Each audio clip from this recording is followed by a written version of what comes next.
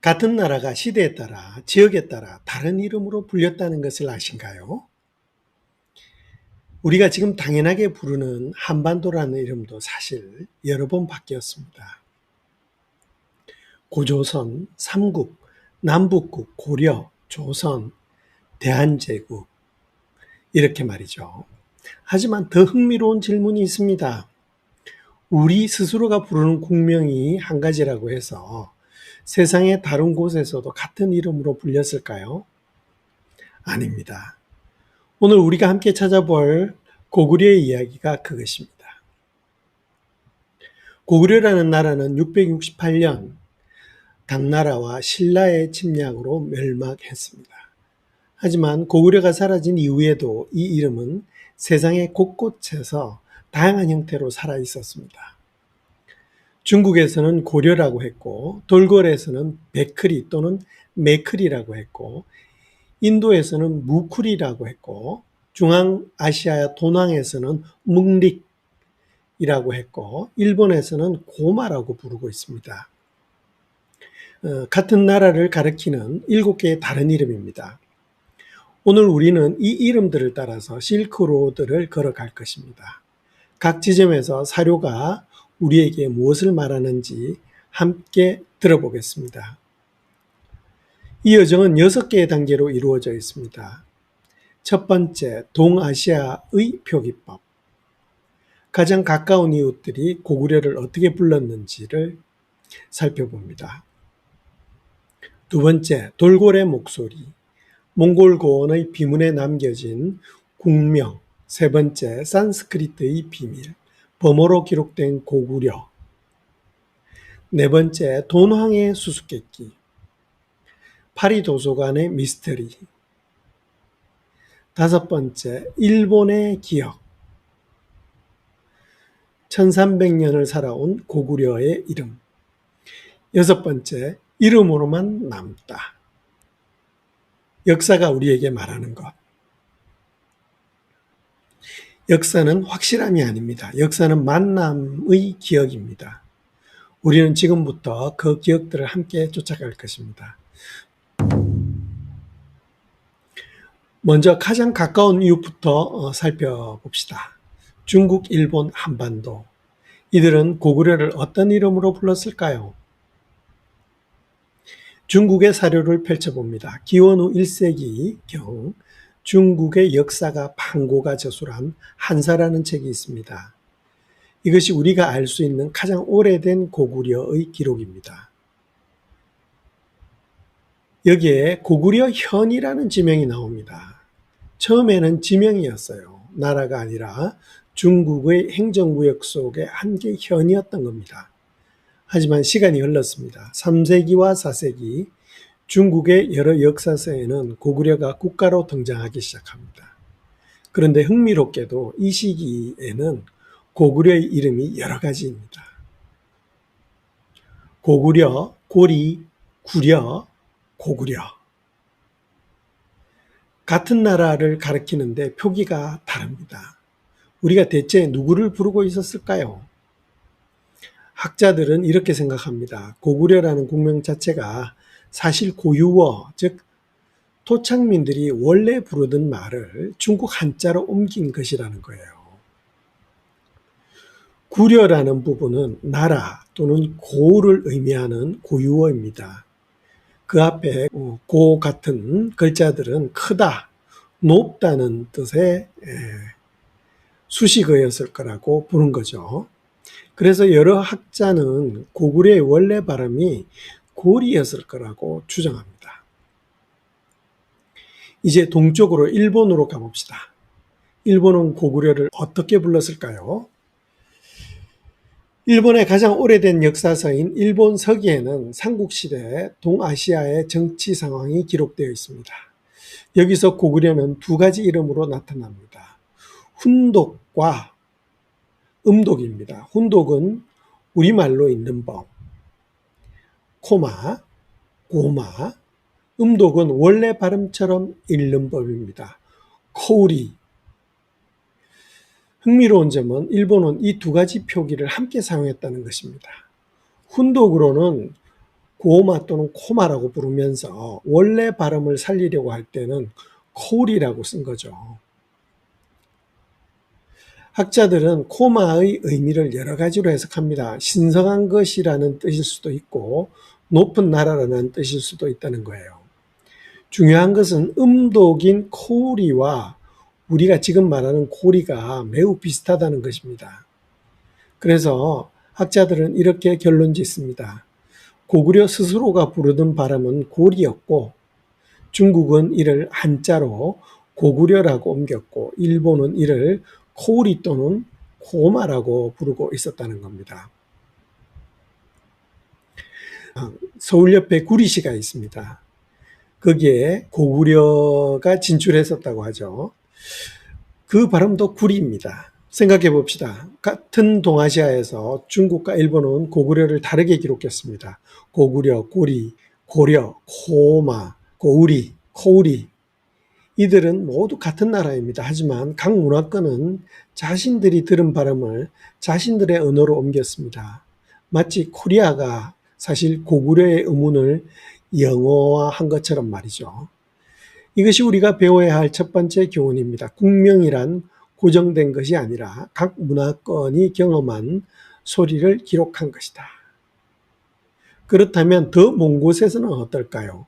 돌궐, 인도, 중앙아시아. 거리가 멀어질수록 고구려의 이름은 더 낯설게 변형되기 시작합니다.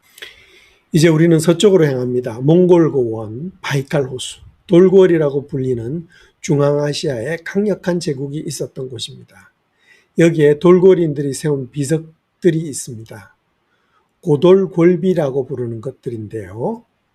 이 비석들은 8세기 초 돌궐 제2제국의 지도자들을 기념하며 세워졌습니다.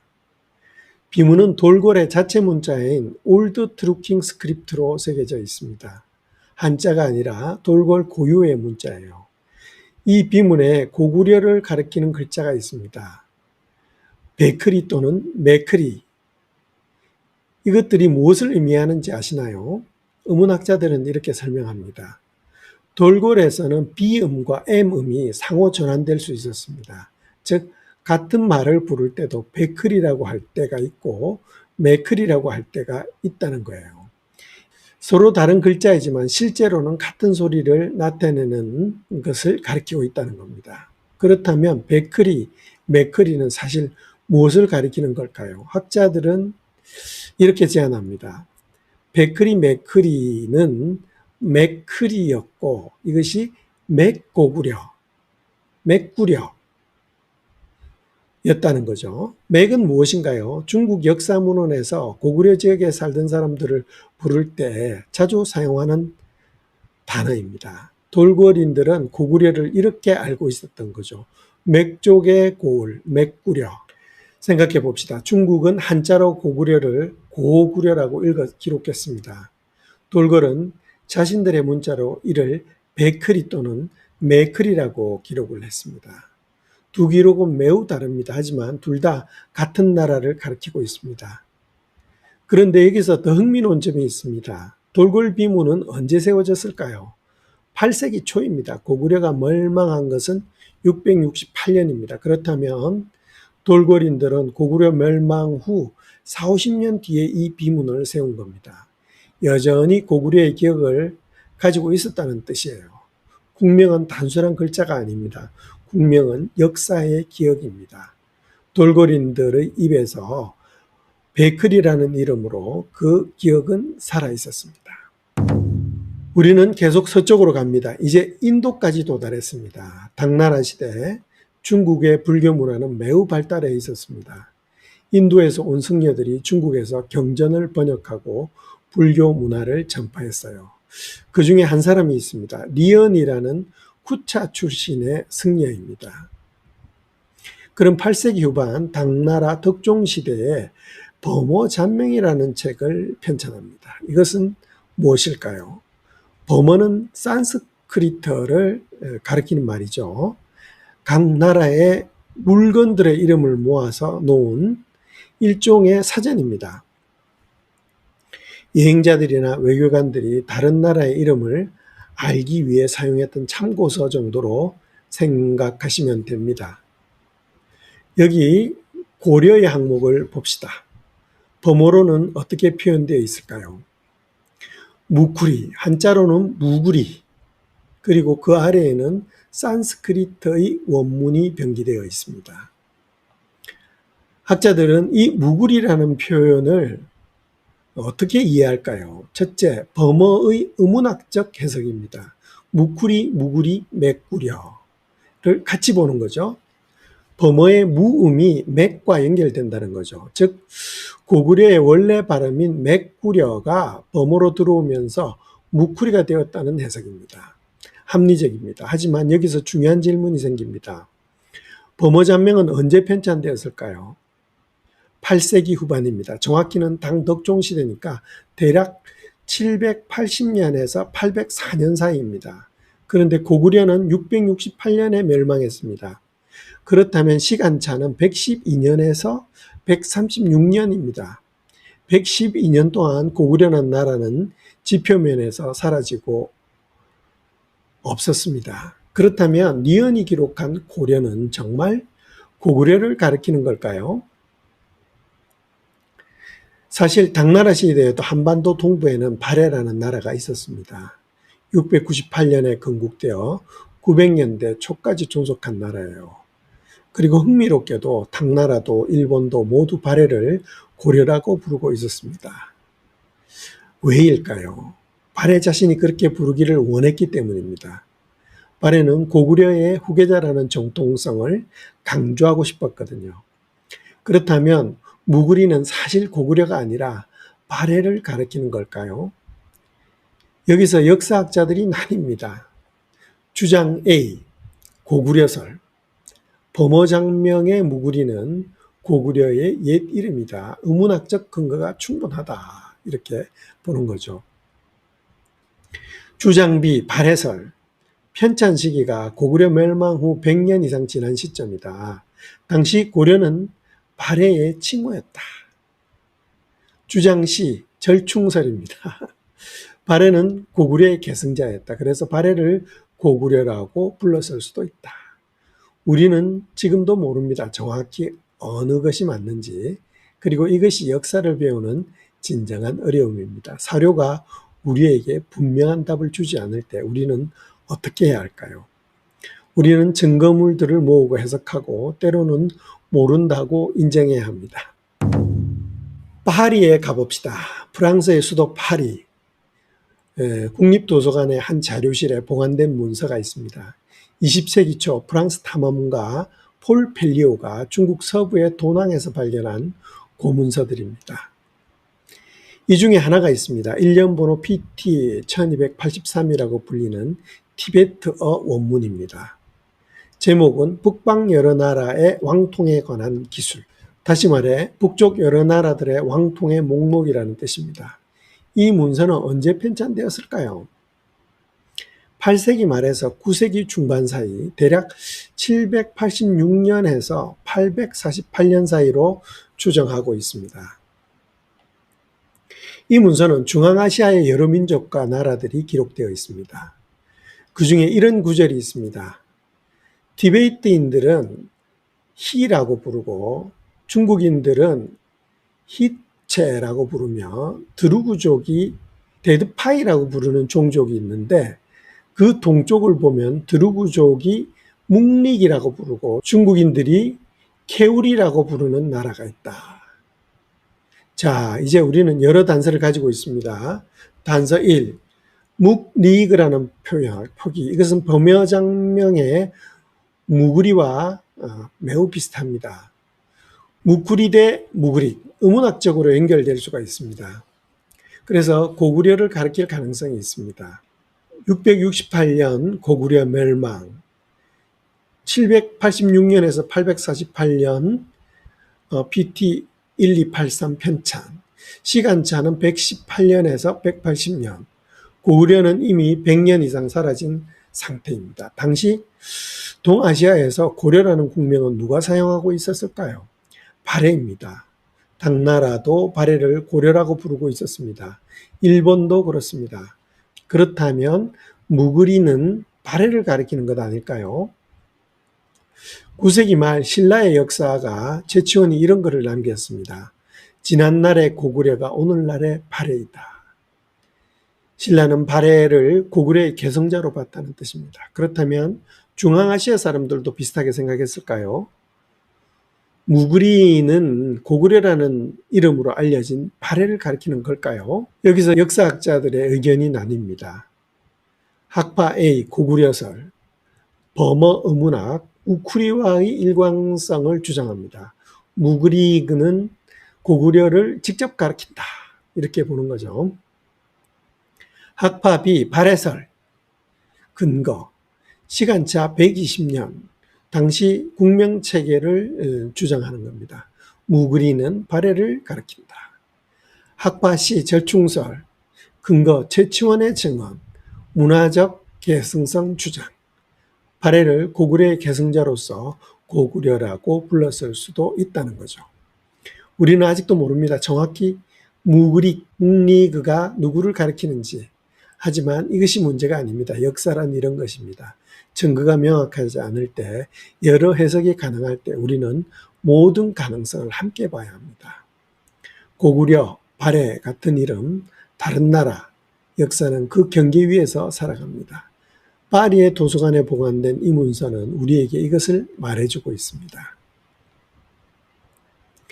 이제 마지막 여정입니다. 동쪽으로 일본으로 돌아갑시다. 우리가 앞에서 일본 서기에 고마 또는 코마라고 표기를 해봤습니다. 하지만 이것이 단순한 역사 기록만은 아닙니다. 실제로 일본에는 지금도 고구려의 흔적이 살아 있습니다. 7세기 말입니다. 고구려가 당나라의 침략으로 멸망하던 시대, 이때 고구려의 한 왕족이 일본으로 건너갑니다. 그 이름은 약광입니다. 일본 이름으로 코마 코키시 자코라 불렀습니다. 그는 스가모 지역에 정착했습니다. 그리고 스스로를 고마왕이라고 불렀습니다. 흥미로운 기록이 남아 있습니다. 약광의 후손들은 26대까지 고구려인끼리만 혼인했다고 합니다. 26대 약 800년을 의미합니다. 800년 동안 그들은 자신들의 정체성을 코마로 유지했습니다. 이는 단순한 선택이 아니었습니다. 이는 역사의 기억입니다. 고구려가 나라로 사라졌지만 그 이름으로 살겠다는 결의입니다. 약광이 세상을 떠났을 때 현대 주민들은 무언가 특별한 일을 했습니다. 그들은 신사를 지었습니다. 고마 신사. 그리고 약광의 영혼을 신으로 모셨습니다. 고마 명신. 이 신사는 지금도 존재합니다. 1300년이 지난 지금도 고마 신사는 그대로 있습니다. 관광객들도 방문하고 참배객들도 방문합니다. 고려왕을 모신 신사라고 적혀 있습니다. 그리고 더 흥미로운 것은 그 주변의 지명들입니다. 코마역, 기차역이 코마가와역, 다른 기차역이 코마마치, 코마마을이라는 뜻의 지명의 코마지. 코마지는 고려절이라는 뜻입니다. 도쿄, 나라, 교토, 오사카, 큐슈 지역에까지 코마라는 이름이 붙은 지명과 건축물이 남아 있습니다. 생각해 봅시다. 고구려는 668년에 멸망했습니다. 그때 이후 1300년이 지났습니다. 하지만 일본 땅에서는 고마라는 이름은 사라지지 않았습니다. 신사의 지명으로, 절의 이름으로 계속 살아 있습니다. 그리고 재미있는 것이 하나 더 있습니다. 일본 신사 앞에 서 있는 사자상이 있죠. 일반적으로 코마이누라고 부릅니다. 아시나요? 코마도 사실 고려에서 나온 말입니다. 이것을 풀어보면 고려견이라는 뜻이죠. 아스카 시대에는 고구려에서 일본으로 전해진 이 사자상의 형태가 지금도 일본의 신도 전통에 이어지고 있다는 거죠. 고구려는 나라로 사라졌습니다. 하지만 고구려의 문화는, 고구려의 이름은 일본에서 여전히 살아 있습니다. 우리는 긴 여정을 마쳤습니다. 함께 5곳을 걸어 다녔습니다. 중국에서 고구려, 돌고래에서 베크리 메크리, 인도에서 무쿠리, 도낭에서 무구리, 일본에서는 코마 같은 나라입니다. 하지만 7개의 다른 이름입니다. 같은 나라입니다. 하지만 7개의 다른 이름입니다. 여기서 우리는 질문이 끝나지 않습니다. 무구리는 정말 고구려를 가리키는가? 아니면 발해를 가리키는가? 무쿠리와 무굴 제국은 정말 같은 계통인가? 무굴 제국은 16세기 인도 제국이죠. 역사학자들은 아직도 이 질문 앞에서 고민하고 있습니다. 그리고 우리도 함께 고민해야 합니다. 왜 이렇게 답이 명확하지 않을까요? 그것은 역사의 본질 때문입니다. 역사란 사건이 아니라 기록입니다. 역사란 확실함이 아니라 만남의 기억입니다. 고구려는 668년에 멸망했습니다. 하지만 그것이 끝이 아니었습니다. 돌고래 기억으로, 범어의 기록으로, 도낭의 종이에, 일본의 신사와 지명으로 고구려는 계속 살아 있었습니다. 우리는 이 에피소드를 통해서 배운 것은 무엇일까요? 국명은 단순한 글자가 아닙니다. 국명은 정체성입니다. 국명은 역사의 기억입니다. 국명은 시간을 초월합니다. 고구려, 고려, 백크리, 매크리, 무쿠리, 묵릭, 무구리, 코마, 이들은 모두 다르지만 모두 같은 나라를 가리킵니다. 실크로드 위의 만남들이 각각 다르게 기억한 그 나라를 말이죠. 마지막으로 한 가지 질문을 남기고 싶습니다. 고구려는 멸망했는가? 역사가들은 이렇게 답합니다. 고구려는 나라로는 멸망했지만 이름으로는 살아있다. 이것이 우리가 고구려를 배워야 하는 이유입니다. 고구려는 1400년 전의 옛 나라가 아닙니다. 고구려는 지금 여기서도 이 말 속에 살아있습니다. 당신이 고구려라고 부를 때. 역사는 확실함이 아닙니다. 역사는 가능성의 적층입니다. 여러 문화권이 한 나라를 다르게 기억했을 때 그 모든 기억이 함께 역사가 됩니다. 우리가 함께 찾은 것은 고구려가 아니라 고구려가 어떻게 기억되고 표기되고 불러졌는지 그 역사입니다. 국명은 정체성이고 정체성은 시간을 초월합니다. 한밤의 책방이었습니다.